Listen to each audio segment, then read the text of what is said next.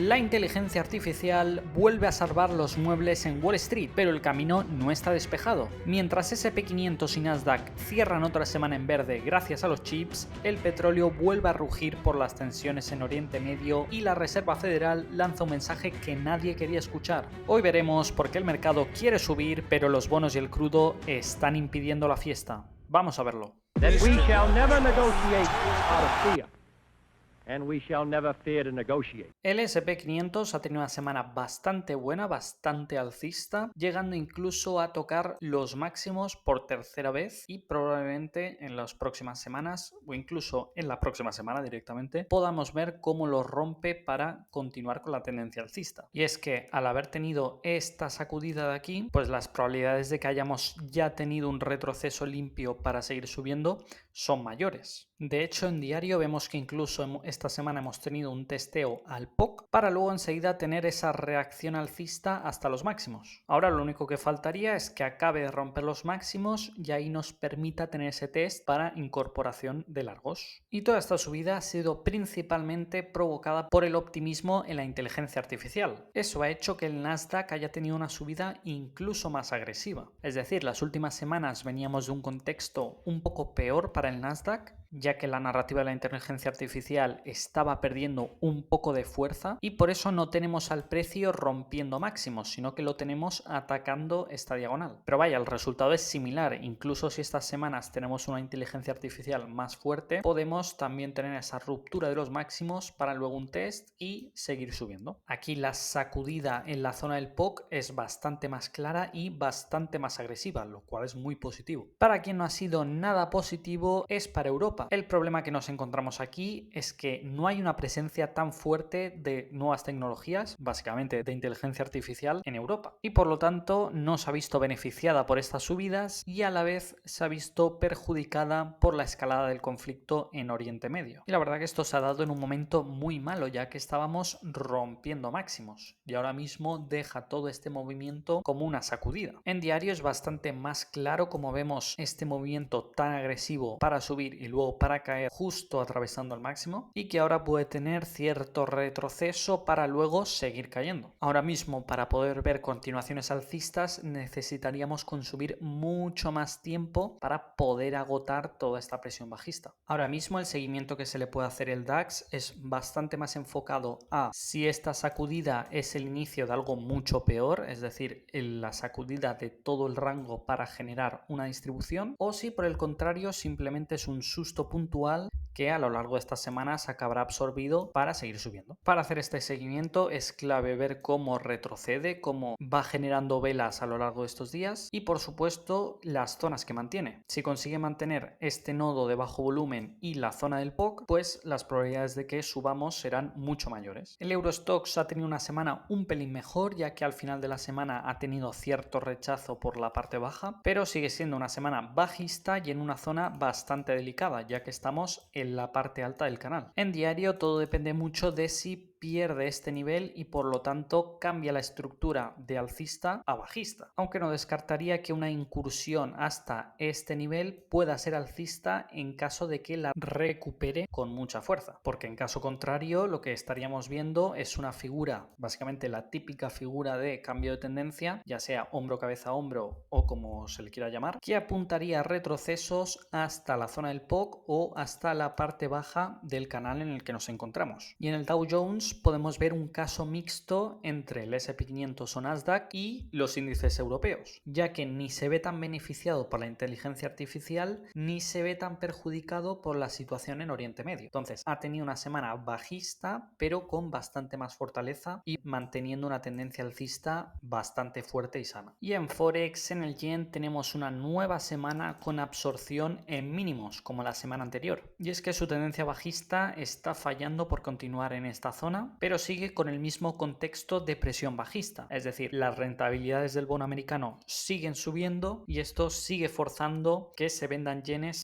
para moverse al dólar y con esto comprar bono americano. Vaya que mientras el diferencial del tipo del dólar y el tipo del yen siga siendo tan amplio, el yen va a seguir en esta situación por mucho que ahora se esté frenando. Dicho esto, tras ver que ha tenido una reacción bastante potente la semana pasada y que ahora esta nueva semana no ha podido hacer mínimos, lo más probable ahora mismo es un rango en toda esta zona. Otra vez. Básicamente ahora está atrapado en una situación en la que depende de que se muevan los tipos de Estados Unidos o de Japón. Y la verdad es que los tipos en Estados Unidos de momento no se prevé que bajen y que suban los tipos de Japón es incluso más improbable. La libra ha tenido una semana en la que ha alcanzado la zona del POC y la ha rechazado, pero la verdad es que no demasiado, de hecho ni siquiera ha conseguido envolver la vela anterior, por lo tanto se puede tratar de una simple absorción por la relevancia de la zona, que como mucho genera un retroceso hasta estos mínimos para seguir subiendo hasta la parte alta del rango, ya que su reacción en la parte baja ha tenido un éxito más que demostrado. Mientras que el franco suizo está un poco peor, ya que no solo ha rechazado una zona intermedia del rango, sino que lo ha hecho dejando una vela bastante bajista. Esto es una formación que deja muchos mínimos expuestos y viendo el rechazo que ha tenido, la verdad es que lo más probable es que los venga a tomar para alcanzar el nodo bajo volumen. Y ojo porque esta es una zona muy buena para retroceder y luego subir. Pero a corto plazo esta nueva pata bajista es bastante clara. Similar con el euro, que ha intentado romper la parte baja del rango, ahora parecía que intentaba reingresar, pero cuando se ha topado con este nodo de bajo volumen, su primera reacción ha sido de rechazo. Por lo tanto, a menos que tengamos una noticia importante y una recuperación muy fuerte, lo más probable es hacer una nueva pata bajista y tomar todos estos mínimos. Y ojo porque al igual que el franco suizo, en toda esta zona de aquí, en este nodo de bajo volumen alcista,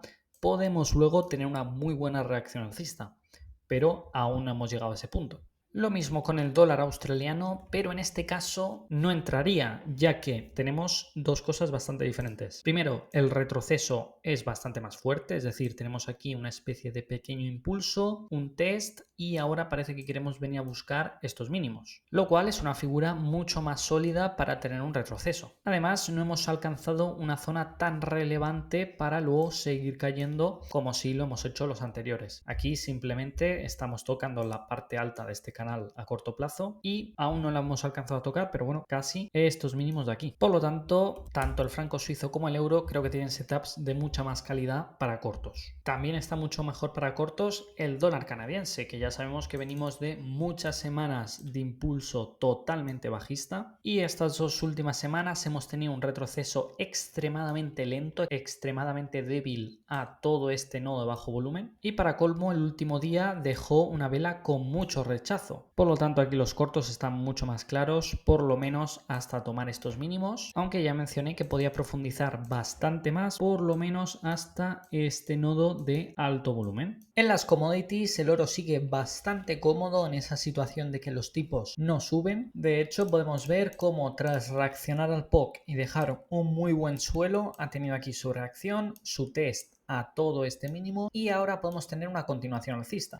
También es verdad que creo que se le está acabando el tiempo para mostrar verdadera agresividad, es decir, mostrar que tiene la fortaleza suficiente para cambiar toda esta tendencia. Si no empezamos a ver un fuerte impulso con imbalances, la verdad no creo que podamos revertir y alcanzar estos máximos. Creo que lo primero que se le puede pedir es que rompa el canal junto con estos máximos y este nodo y luego venga a testearlo y ahí ya sí que sea un poco la prueba de fuego para el oro. El platino sigue manteniendo una situación estructural de debilidad, pero podemos ver cómo cierra otra semana doji o cercano a doji en este nodo de alto volumen, por lo que podemos seguir teniendo semanas bastante aburridas lateralizando en toda esta zona. Lo bueno es que tenemos una parte alta y una parte baja muy claras y cualquier visita a estas zonas puede dejar operaciones tanto en largo como en corto. Peor se encuentra la plata, que podemos ver cómo ha rechazado la parte baja del rango y los últimos días digamos que se ha frenado en este nodo de bajo volumen. Ahora mismo por estructura debería continuar cayendo y romper estos mínimos, pero es verdad que si sigue lateralizando en esa zona y se mantiene sería una muestra de bastante fortaleza, ya que nos dejaría una lateralización con un sesgo alcista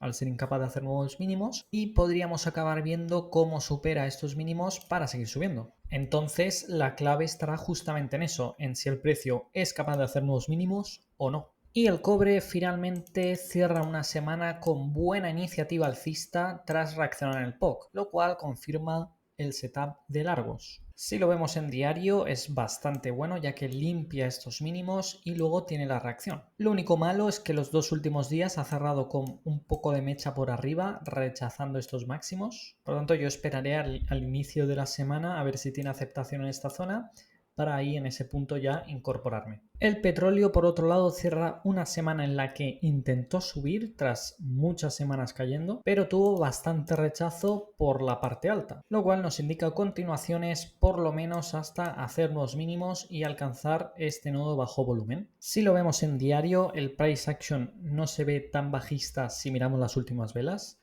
es decir, hemos tenido aquí una vela con mucho imbalance y ahora podríamos apoyarnos en él para hacer un nuevo máximo. El problema es que la vela que dejó el máximo tiene un volumen altísimo, por lo cual es capaz por ella sola de mandar el precio directo a nuevos mínimos. Por lo tanto aquí yo no buscaría reversiones alcistas, pero también es verdad que el setup de cortos no tiene la mejor calidad posible. Luego Bitcoin vemos que ha cerrado la semana exactamente en el mismo nivel donde cerró la semana pasada, en esta zona de aquí. Ha sido una semana de seguir negociando por debajo del rango y la verdad es que nada ha cambiado. En el caso de los cortos, considero que deberíamos esperar a que alcance la parte alta del rango, ya que es ahora mismo la que tiene suficiente potencia para mandarlo hacia abajo. Y a la vez para largos necesito que demuestre un poco más, que reingrese al rango y ahí ya sí que podamos plantear que esto ha sido una sacudida y ahora se viene una tendencia alcista.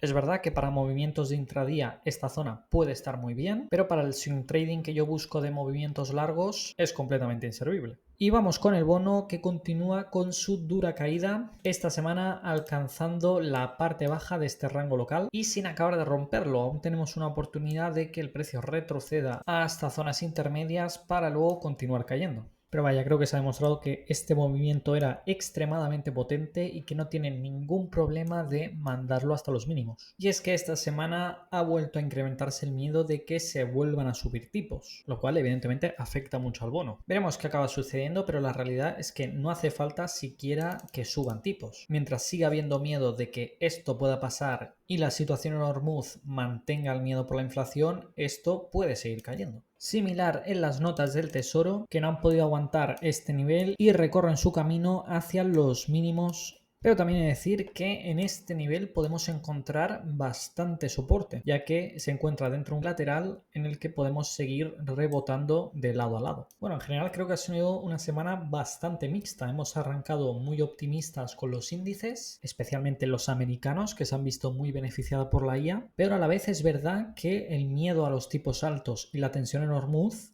siguen castigando al mercado. Es por esto que conviene analizar cada activo por separado y evitar pensar que en el contexto macroeconómico todo es blanco o todo es negro. Seguiremos viendo cómo evoluciona. Muchas gracias y hasta la próxima.